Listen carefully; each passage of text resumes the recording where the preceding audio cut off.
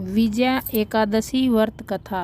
युधिष्ठिर ने पूछा, हे वासुदेव, फागुन के कृष्ण पक्ष में किस नाम की एकादशी होती है और उसका व्रत करने की विधि क्या है?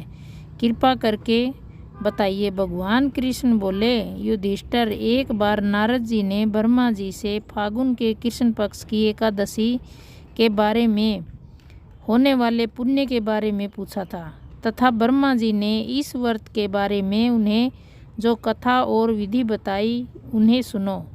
ब्रह्मा जी ने कहा, नारद, यह व्रत बहुत ही प्राचीन, पवित्र और पापनाशक है। यह एकादशी राजाओं को विजय प्रदान करती है, इसमें तनिक भी संदेह नहीं है।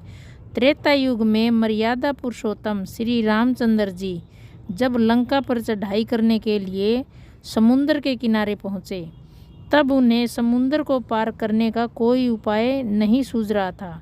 उन्होंने लक्ष्मण जी से पूछा, सुमित्रा नंदन, किस उपाय से इस समुद्र को पार किया जा सकता है? यह अत्यंत अगाध और भयंकर जल जंतुओं से भरा हुआ है।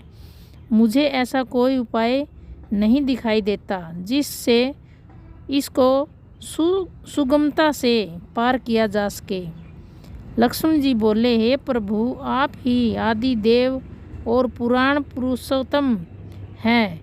आपसे क्या छिपा है? यहाँ से आधे योजन की दूरी पर कुमारी द्वीप का में बकदालभ्य नामक मुनि रहते हैं। आप उन प्राचीन मुनीश्वर के पास जाकर उन्हीं से इसका उपाय पूछिए।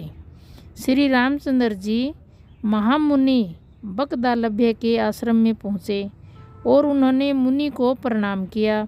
महर्षि ने प्रसन्न होकर श्री राम जी के आगमन का कारण पूछा। श्री राम जी बोले, ब्रह्मण, मैं लंका पर चढ़ाई करने के उद्देश्य से अपनी सेना सहित यहाँ आया हूँ। मुने, अब जिस प्रकार समुद्र पार किया जा सके, कृपा करके यह उपाय बताइए। बकदालभ्य मुनि ने कहा, हे श्री राम जी, फागुन के कृष्ण पक्ष में जो विजया नाम की एकादशी होती है, उसका व्रत करने से आपकी विजय होगी। निश्चय ही आप अपनी वानर सेना के साथ समुद्र को पार कर लेंगे। राजन, अब इस व्रत का फलदायक विधि सुनिए। दशमी के दिन सोने, चांदी, तांबे अथवा मिट्टी का एक कलश स्थापित कर उस कलश को जल से भरकर उसमें पल्लव डाल दें। उसके ऊपर भगवान नारायण के स्वर्णमय विग्रह की स्थापना करें। फिर एकादशी के दिन प्रातःकाल स्नान करें। कलश को पुण्य स्थापित करें। माला, चंदन, सुपारी तथा नारियल आदि के द्वारा विशेष रूप से उसका पूजन करें। कलश के ऊपर सप्तधान्य और जौ रखें। गंध, धूप, दीप और भांति भांति के नैवेद्य से पूजन करें। कलश के सामने बैठकर उत्तम कथा, वार्ता आदि के द्वारा सारा दिन व्यतीत करें और रात में भी यहाँ जागरण करें। अखंड व्रत की सिद्धि के लिए घी का दीपक जलाएं। फिर द्वादशी के दिन सूर्योदय होने पर उस कलश को किसी जलाशय के समीप, नदी, झरने या पोखर के तट पर स्थापित करें और उसकी विधिवत पूजा करके देव प्रतिमा सहित उस कलश को वेद वेता ब्राह्मण के लिए दान कर दें। कलश के साथ ही और भी बड़े बड़े दान देने चाहिए। श्री राम, आप अपने सेनापतियों के साथ विधि से प्रयत्न पूर्वक विजय प्राप्त एकादशी का व्रत कीजिए। इससे आपकी विजय होगी। ब्रह्मा जी कहते हैं, नारद, यह सुनकर श्री रामचंद्र जी ने मुनि के कथा अनुसार उस समय विजय एकादशी का व्रत किया। उस व्रत के करने से श्री रामचंद्र जी विजयी हुए।